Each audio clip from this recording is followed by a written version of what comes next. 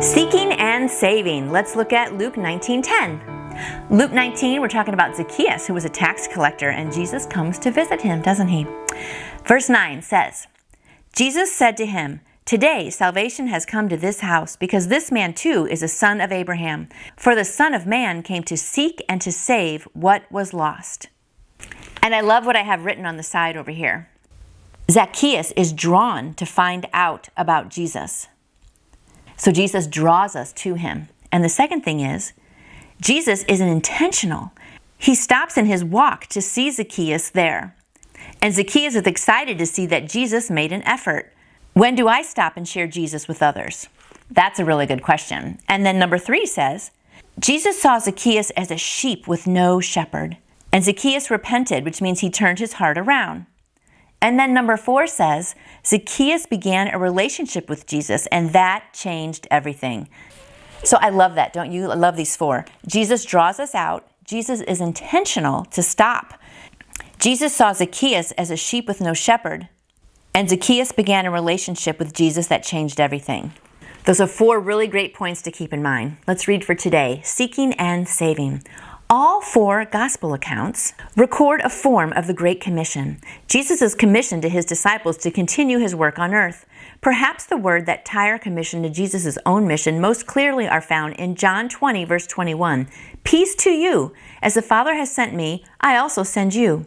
What was Jesus sent to do? By his own words and his own example, he was sent to seek and save that which was lost. Therefore, we are sent to do the same. As the Father sent the Son into the world to seek the lost, so does the Son send the church into the world on the same assignment.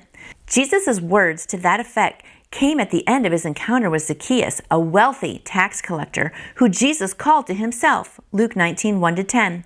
Jesus saw a man in need and reached out to him and changed his life. That's an example of what we are sent to do as well. Seeking and reaching out to the lost can be intimidating, but just as Jesus was obedient to the Father, we must also obey him. I just love the story of Zacchaeus. I love that Zacchaeus was brave enough to climb up in the tree and was curious about Jesus, that he climbed up high so he could see. He was curious and he made an effort. I love Jesus that stopped. I mean, he had all these people along the way that wanted to see him, and he looked up and he saw one man up there in a tree. He saw Zacchaeus and he saw him as a sheep without a shepherd, and he stopped and took care of him and talked to him. I just love that. I hope I can stop during my day and be reaching out to people and kind of be helping them. If they're lost, like a lost sheep, I can be helping them come back to the fold, right? And then Jesus went to his house, and then Zacchaeus repented. So good things on all sides right there. So I hope today that you are climbing up a tree to see Jesus. You're making the effort, right, to see him and learn more about him. I also hope that maybe you're the one that's stopping and helping people and bringing them to Jesus. So many great things in this story. So I hope you've learned from this that you need to make an effort to see Jesus and to be learning more about him. Be like Zacchaeus, and also be like Jesus. Stop and help people along the way. Have a great time climbing and stopping, and we'll see you back here tomorrow.